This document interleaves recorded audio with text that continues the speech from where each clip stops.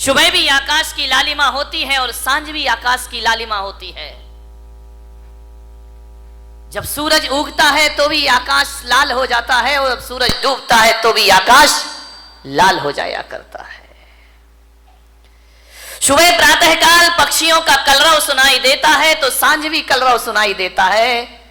फर्क कितना होता है कि सुबह की लाली उठाने का काम करती है और शाम की लाली सुलाने का काम किया करती है। और सुबह के पक्षियों का कलरव जो हुआ करता है वह घोंसलों को छोड़कर बाहर निकलने का होता है और शाम का जो कलरव होता है वह घर वापस लौटने का कलरव होता है। ध्यान रखें, सुबह सुबह पक्षी चहचहाते हैं, कलरव करते हैं, आकाश में पंख फैलाते हैं।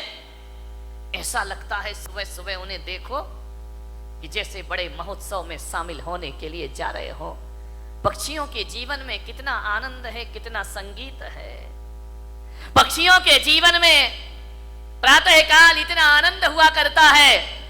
घोंसले से देखता है आकाश में सूरज आया, उषा काल में पंख फैलाकर आकाश में उड़ जाया करता है, मुक्त आकाश का आनंद लिया करता है। कभी देखना जब हवा का झोंका आता है तो एक वृक्ष कितनी मस्ती में झूमा करता है, कितने आनंद में आनंदित हुआ करता है। देखना कभी जिंदगी में विचार करना, नारियल का पेड़ अपनी मस्ती में झूमा करता है और गुलाब का पौधा अपनी मस्ती में झूम। कितना आनंद है इन वृक्षों में, इन पेड़ पौधों में। कभी देखना पहाड़ से गिरते हुए झरने को, उसके पानी में संगीत है, एक गीत है, एक सुर है।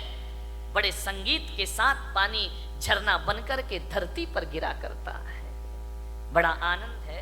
कल कल निनाद करती नदी को देखना, कितना आनंद है उस नदी में। अपनी मस्ती में रहती है, अपनी मौज में रहा करती है। चिड़िया आनंदित है, पशु पक्षी आनंदित है। एक गाय का बछड़ा जब दौड़ करके रंभाता हुआ मां के पास आता है, इतना आनंद उस बछड़े में हुआ करता है। मान्यवर, मैं आपसे निवेदन करने जा रहा हूं कि पेड़ पौधे आनंदित हैं, नदी आनंदित है, तालाब आनंदित है, झरने आनंदित हैं। कितना आनंद है इस संसार में। सुख ही सुख है मेरे भाई। विचार करिए आप, प्रकृति का कण कण आनंद में जी रहा है। आसमान आनंदित है।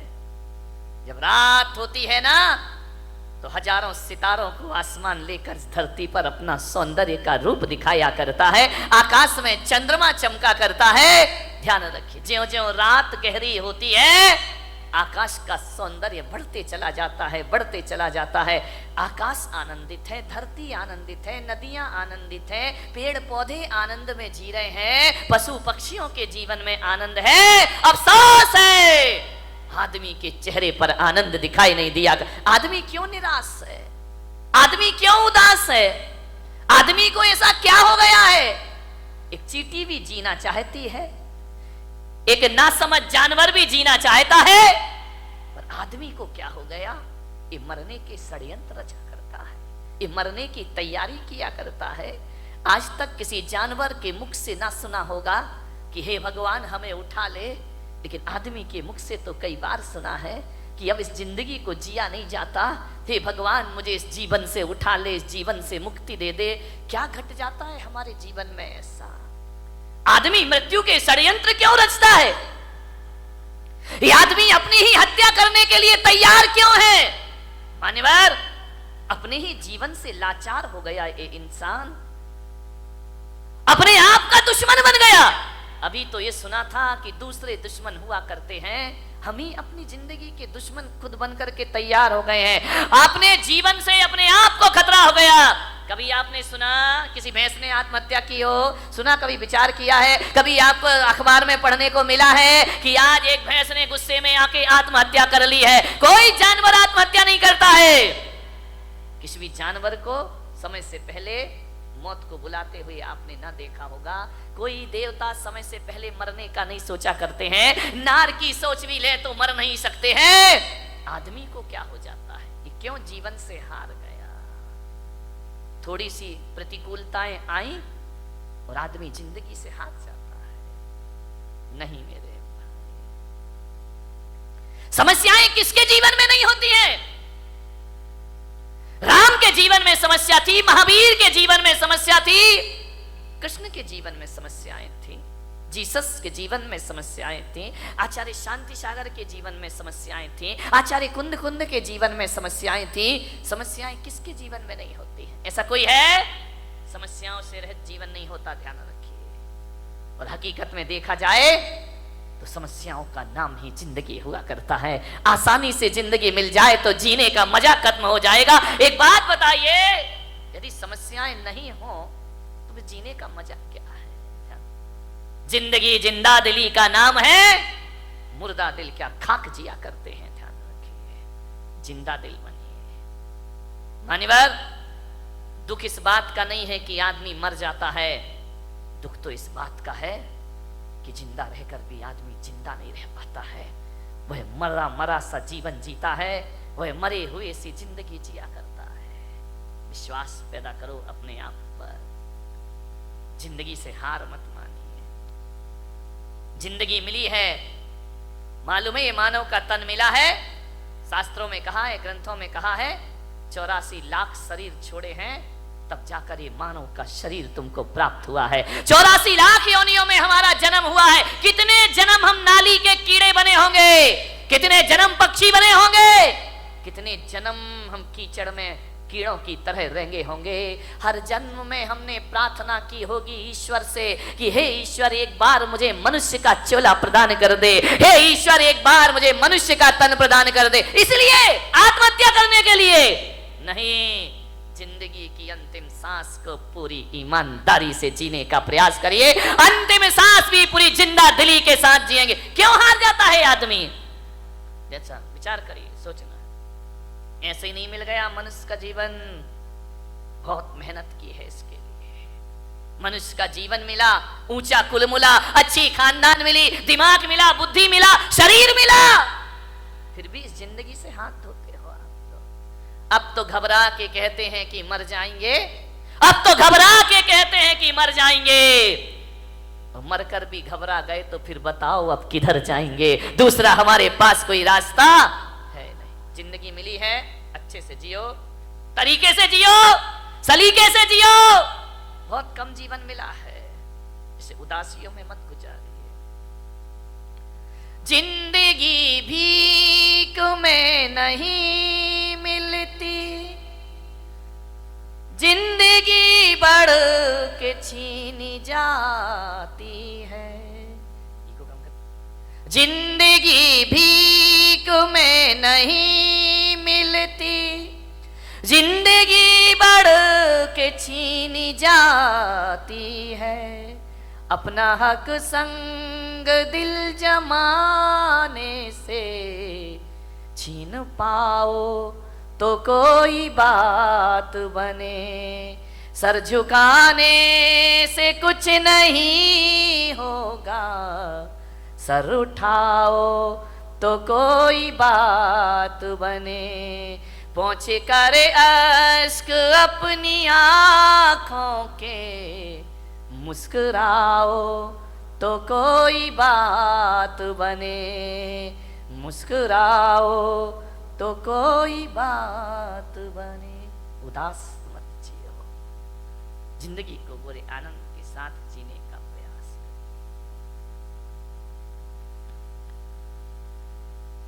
विपत्तियां, संकट, दुख किसके जीवन में नहीं आते हैं? सबके जीवन में आते हैं। मुश्किलें आती हैं, परेशानियां आती हैं, विपरीत वातावरण बनता है, लेकिन जीने की आस मत छोड़िए। जलजले आते हैं, तूफान आते हैं, उड़ीसा में चक्रवात आता है, गुजरात में भूकंप आता है, हजारों लोग बेघरबार हो जाया करते हैं। लेकिन एक बात ध्यान रखो बारामती वालों, इतने बड़े भीषण आंधी तूफान के बाद, भूकंप के बाद भी जो आदमी जिंदा रहता है वो अपना उजड़ा हुआ आशियाना फिर से बना लिया करता है, वो अपना घर फिर से निर्माण कर लेता। क्या हुआ? जिंदगी कितनी बार छीनेगी, फिर बना सकते हैं। अगर हौसले बुलंद हो तो आंधियों में चिराग जला करते हैं। ध्यान रखिए, आज समस्या है बहुत बड़ी। आदमी अपने जीवन का दुश्मन हो गया है, अपनी ही जिंदगी का दुश्मन हो गया ये इंसान। शहरों में बड़े बड़े व्यापारी आत्महत्या कर रहे हैं, महानगरों में व्यापारी आत्महत्या कर रहे हैं, गांव में किसान आत्महत्या कर रहा है, घरों में किशोर आत्महत्या कर रहे हैं, महिलाएं आत्महत्या कर रही हैं। थोड़ा सा निराशा हुई, थोड़ा सा मन का नहीं हुआ, थोड़ा सा प्रतिकूल वातावरण हुआ और आदमी मरने को तैयार है। और एक बात बताओ, बारामती के लोगों से मेरा निवेदन है, इस पंडाल में ऐसा कोई व्यक्ति बैठा है जिसने आज तक आत्महत्या का विचार ना किया हो?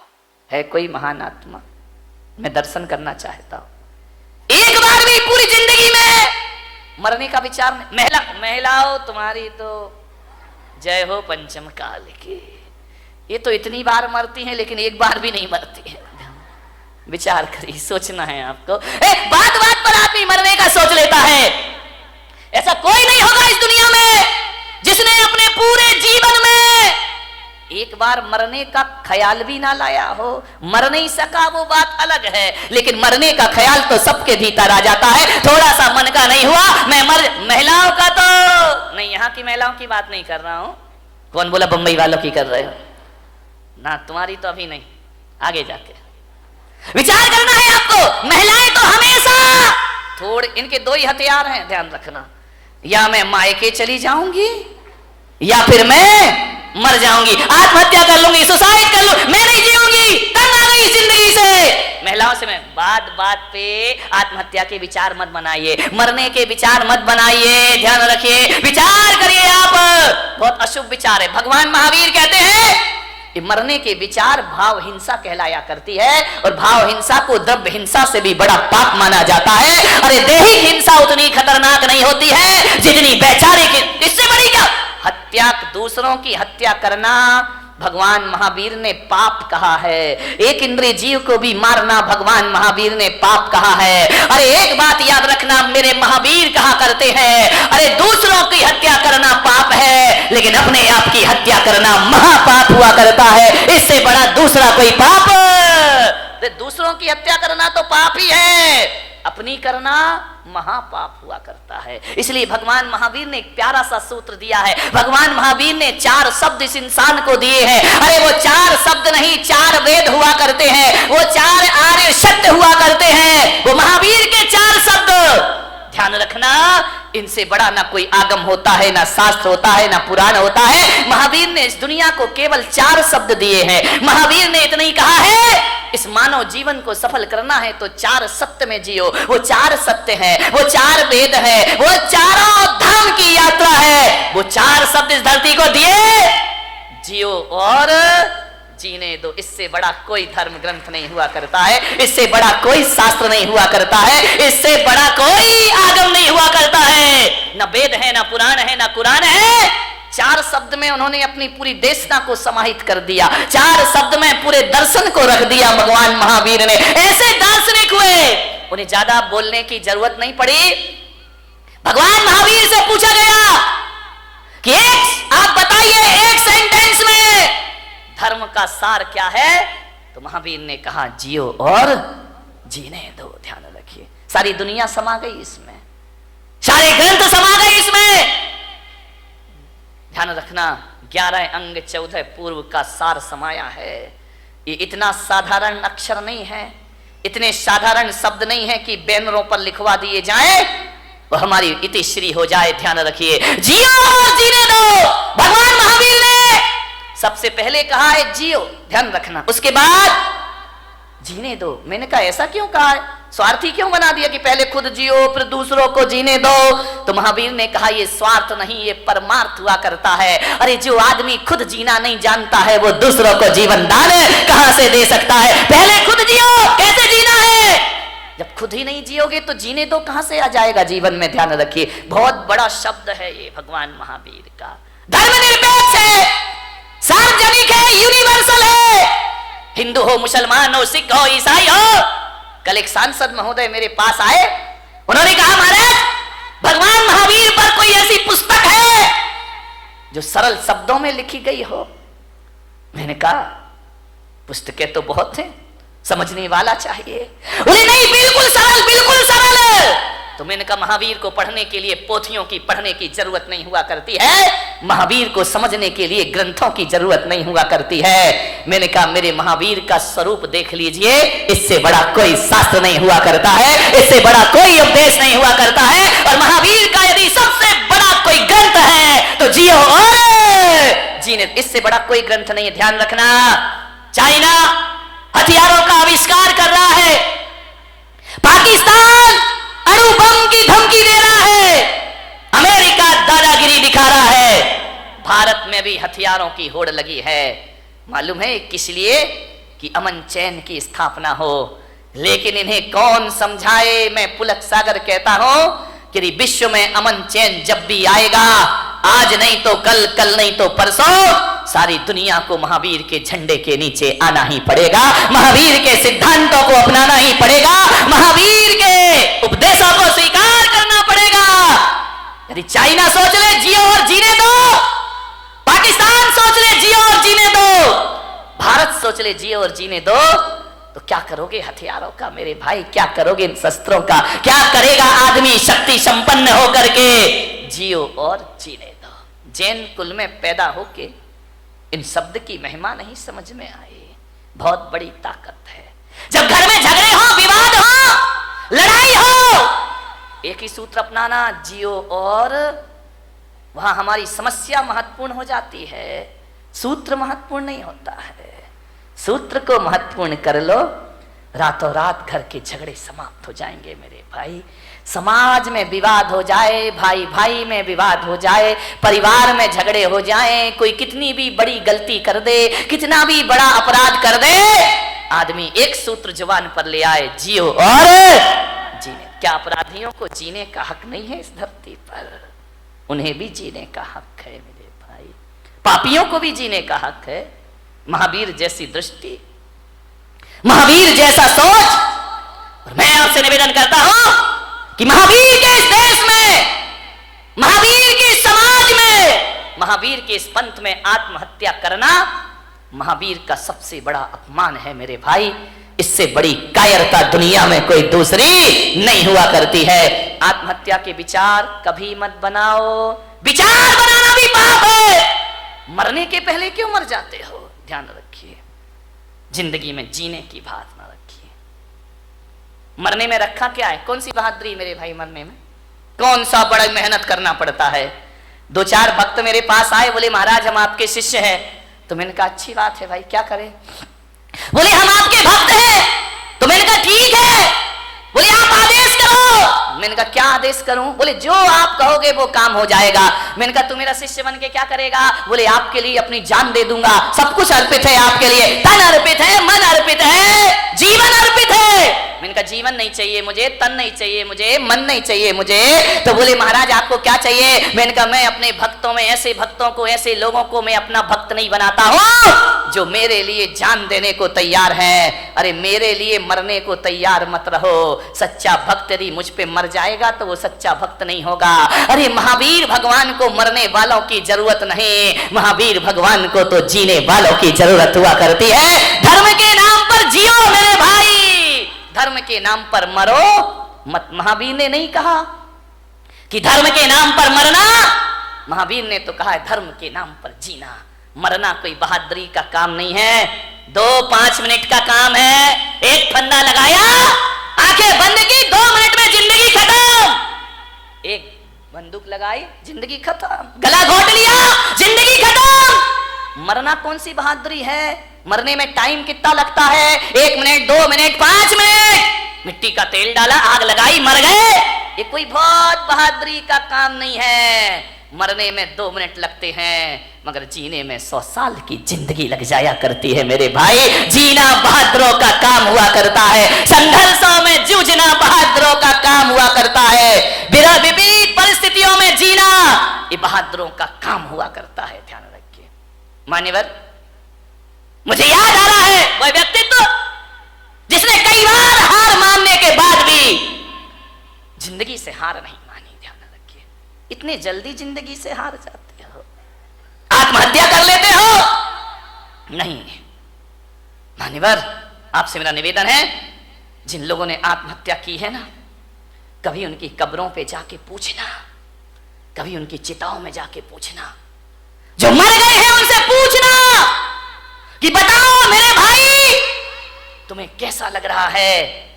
यदि सुन सको और तुम्हारे कान में ताकत होगी तो भीतर से आवाज आएगी कि जो गलती मैंने कर ली है, ऐ भले मानस, ये गलती तू अपनी जिंदगी में दोबारा कभी मत करना। अपनी जिंदगी को पूरी तरह से जीना, भाव हिंसा मत करना, आत्महत्या के भाव मत बनाना।